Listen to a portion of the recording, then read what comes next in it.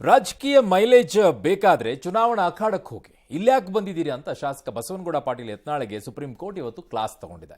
DK Shivakumar ವಿರುದ್ಧದ ಅಕ್ರಮ ಆಸ್ತಿ ಗಳಿಕೆ ಆರೋಪ ಪ್ರಕರಣದಲ್ಲಿ ಸಿಬಿಐ ತನಿಖೆ ವಾಪಸ್ ಪಡೆದ ಸರ್ಕಾರದ ಕ್ರಮ ಪ್ರಶ್ನಿಸಿದ್ದ ಯತ್ನಾಳರನ್ನ ಸುಪ್ರೀಂ ಕೋರ್ಟ್ ಛೀಮಾರಿ ಹಾಕಿದೆ.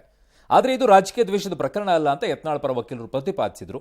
ಕರ್ನಾಟಕ ಸರ್ಕಾರ ಪ್ರಮಾಣ ಪತ್ರ ಸಲ್ಲಿಸಿದ ನಂತರ ಪ್ರಕರಣ ಮುಂದುವರಿಸಬಹುದು ಅಂತ ಕೇಳಿಕೊಂಡ್ರು. ಇದಕ್ಕೆ ಪ್ರತಿಕ್ರಿಯೆ ನೀಡಿದ ಕೋರ್ಟ್ ನಮಗೆ ಯಾವುದೇ ಅವಸರ ಇಲ್ಲ ಅಂತ ತಿಳಿಸಿ ವಿಚಾರಣೆಯನ್ನ ಮಾರ್ಚ್ 26ಕ್ಕೆ ಮುಂದೂಡಿದ್ದಾರೆ.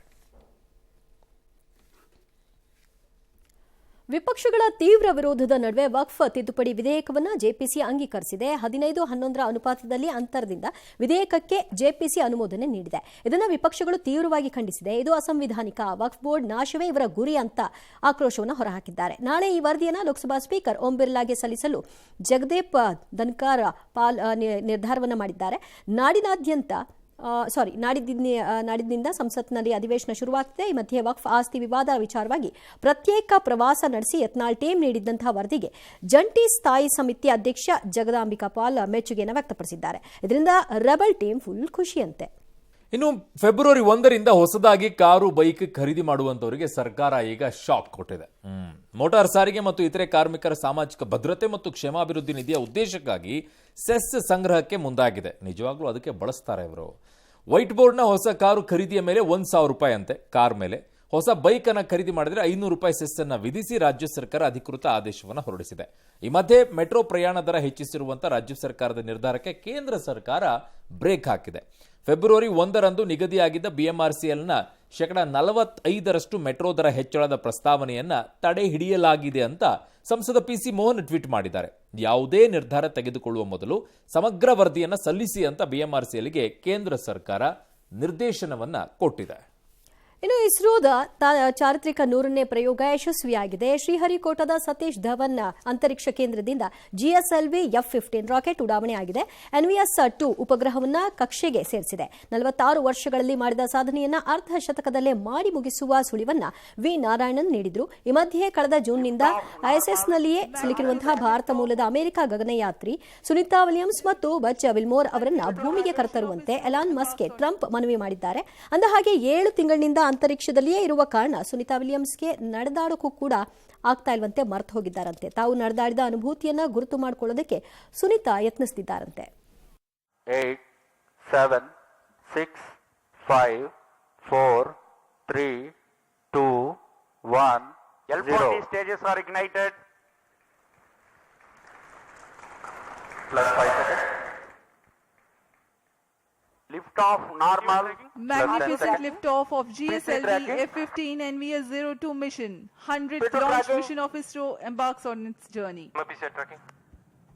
ಇನ್ನು ರಾಯಚೂರು ಜಿಲ್ಲೆಯಲ್ಲಿ ಅಮಾನವೀಯ ಘಟನೆ ನಡೆದಿದೆ. ದೇವದುರ್ಗದ ಜಾಲಹಳ್ಳಿಯಲ್ಲಿ ಮಹಿಳೆಯೊಬ್ಬರನ್ನ ಮರಕ್ಕೆ ಕಟ್ಟಿ ಮನಬಂದಂತೆ ಥಳಿಸಲಾಗಿದೆ. 20 ದಿನಗಳ ಹಿಂದೆ ರಂಗಪ್ಪ ಎಂಬಾತ ಮೂರ್ಛೆ ರೋಗದಿಂದ ಸಾವನ್ನಪ್ಪಿರಂತೆ. ಇದಕ್ಕೆ ಈಕೆನೇ ಕಾರಣ ಅಂತ ಶಂಕೆಯನ್ನ ಮಾಡಿ ಮೃತರ ಕುಟುಂಬಸ್ಥರು ಹೀಗೆ ಮಾಡಿದ್ದಾರೆ. 100 ಜನರ ಮುಂದೆನೇ ದೌರ್ಜನ್ಯ ಎಸಗಿದ್ದಾರೆ. ಆದರೆ ಯಾರೂ ಕೂಡ ರಕ್ಷಣೆಗೆ ಹೋಗಲಿಲ್ಲ. ಇವ್ರ ಮನೆಗಾಗಿದ್ರೆ ಗೊತ್ತಾಗಿರೋದು.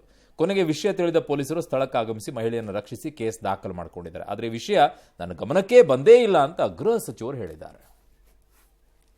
ಒಂದ್ಗೇಸಿ ನನ್ನ ಕೂದಲ ಎಳೆದು ಸೀರೆ ಎಳೆದು ಕುಬಸೆ ಎಳೆದು ಮನೆಯಲ್ಲಿ ಬಿದ್ದು ಹೊಡೆದಾಡಿ ಮತ್ತೆ ಅವ್ರ ಓಣೆಗೆ ಕರ್ಕೊಂಡೋಗಿ ಉಂಚಿ ಬಡ್ಡಿ ಕಟ್ಟಿಗೇಸಿ ಹೊಡೆದಾರಿ ಜಗ್ಗೆ. ಅವರೆಲ್ಲರೂ ನನಗೆ ಜೀವ ಬೆದರಿಕೆ ಹಾಕ್ಯಾರಿ. ನಾ ಎಲ್ಲಿ ಹೋಗ್ಬೇಕಂತ ಈಗ ಬಂದಿನಿ ರೀ. ಹಾರಾಡಾಗಿ ನನಗೆ ಯಾರಿಲ್ಲ ರೀ. ಎಲ್ಲಿ ಹೋಗ್ಬೇಕು ಎಲ್ಲಿಲ್ಲ ರೀ. ನನ್ನ 3 ಮಕ್ಕಳವೆ. ಅದು ನನ್ನ ಗಮನಕ್ಕೆ ಬಂದಿಲ್ಲ. ಪೊಲೀಸ್ನವರು ಅಲ್ಲಿ ಕ್ರಮ ತಗೊಳಕ್ಕೆ ಹೇಳ್ತೀವಿ. ಅವೇ ಹೇಳೋ ಅಗತ್ಯ ಇಲ್ಲ, ಅವ್ರು ಮಾಡ್ತಾರೆ. ಒಂದು ವೇಳೆ ಮಾಡಿಲ್ಲ ಅಂತಂದರೆ ಯಾಕೆ ಮಾಡಿಲ್ಲ ಅಂತ ಕೇಳ್ತೀವಿ. ನಮ್ಮ ಜನಕ್ಕೆ ಹೆಂಗೆ ಅಂತಂದ್ರೆ ದಿವ್ಯಾ, ಅವ್ರ ಮನೆಗಾದಾಗ ಮಾತ್ರ ಆಗುತ್ತೆ. ಇಲ್ಲ ಉಳಿದವರಿದ್ರೆ ತಮಾಷೆ ಕೈ ಕಟ್ಕೊಂಡು ಹಿಂಗೆ ನೋಡ್ಕೊಂಡು ನಿಂತ್ಕೊಳ್ತಾರೆ. ಇಲ್ಲ ಮೊಬೈಲಲ್ಲಿ ವಿಡಿಯೋ ಆದರೂ ಮಾಡ್ಕೊಂಡು ನಿಂತ್ಕೊಳ್ತಾರೆ. ಯಾರ ಮನೆ ಹೆಣ್ಮಕ್ಳು ಏನು ಹೊಡೆದ್ರೆ ಏನಾಗೋದಿದೆ, ಯಾರಿಗೇನಾಗಬೇಕಾಗಿದೆ. ಇದು ಸುಧಾರಣೆ ಆಗೋವರೆಗೂ ಕೂಡ ಏನೂ ಆಗಲ್ಲ ನಮ್ಮ ಸಮಾಜ. ಹಿಂಗೆ ಯಾರಿಗೋ ಹೊಡಿತಾ ಇರಿ, ಯಾರಿಗೋ ಬಡಿತಾ ಇರಿ, ನಿಂತ್ಕೊಳ್ರಿ ಮುಂದೆ ಅಲ್ಲಿ ಏನಾಗ್ತಾ ಇದೆ ಅಂತೇಳಿ. ಅದಕ್ಕೆ ನೋಡೋಕ್ಕೆ ಕೋರ್ಟು ಕಾನೂನು ಏನಿಲ್ವಾ, ಪೊಲೀಸರಿಲ್ವಾ? ಸುಮ್ಮನೆ ಇಂಥವೆಲ್ಲ ಮಾಡ್ಕೊಂಡು ಅದನ್ನು ನೋಡ್ಕೊಂಡು ತಮಾಷೆ ಬೇರೆ ನೋಡ್ತೀರಾ ನೀವೆಲ್ಲ.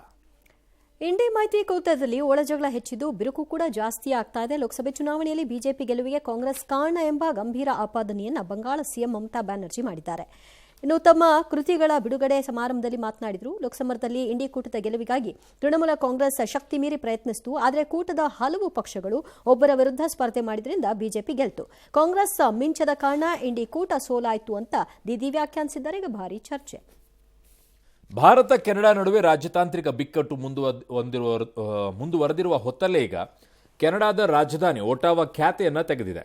ಕೆನಡಾ ಚುನಾವಣೆಯಲ್ಲಿ ಭಾರತ ಸರ್ಕಾರ ಮೂಗು ತೂರಿಸ್ತಾ ಇದೆ ಅಂತ ಆರೋಪಿಸಿದೆ.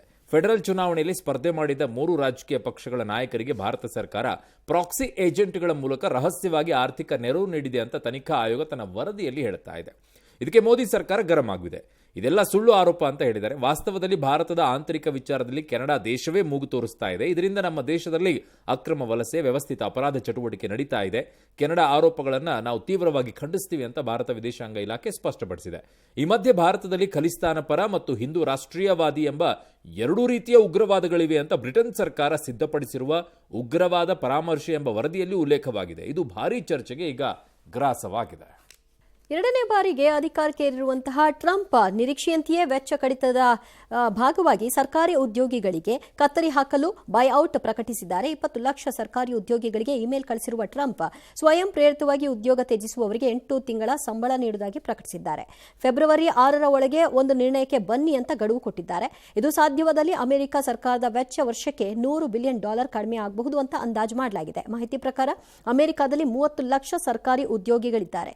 ಈ ಮಧ್ಯೆ ಶ್ವೇತಭವನಕ್ಕೆ ಮೀಡಿಯಾ ಜೊತೆಗೆ podcaster, social media influencers, content ಕ್ರಿಯೇಟರ್ಗಳ ಎಂಟ್ರಿಗೆ ಟ್ರಂಪ್ ಅವಕಾಶ ಮಾಡಿಕೊಟ್ಟಿದ್ದಾರೆ. ಇನ್ನು ಗಣರಾಜ್ಯೋತ್ಸವ ಮುಕ್ತಾಯ ಪ್ರಯುಕ್ತ ದೆಹಲಿಯ ವಿಜಯ್ ಚೌಕ್ನಲ್ಲಿ ಸೇನಾ ಪಡೆಗಳ ನಡೆಸಿಕೊಡುವಂಥ ಬೀಟಿಂಗ್ ದಿ ರಿಟ್ರೀಟ್ ಕಾರ್ಯಕ್ರಮ ಎಲ್ಲರ ಗಮನ ಸೆಳೆಯುತ್ತೆ. ಪ್ರತಿ ವರ್ಷವೂ ಕೂಡ ಕಾರ್ಯಕ್ರಮಕ್ಕೆ ರಾಷ್ಟ್ರಪತಿ, ಉಪರಾಷ್ಟ್ರಪತಿ, ಪ್ರಧಾನಿ ಮತ್ತು ರಕ್ಷಣಾ ಮಂತ್ರಿ ಸೇರಿ ಹಲವರು ಸಾಕ್ಷಿಯಾದರು.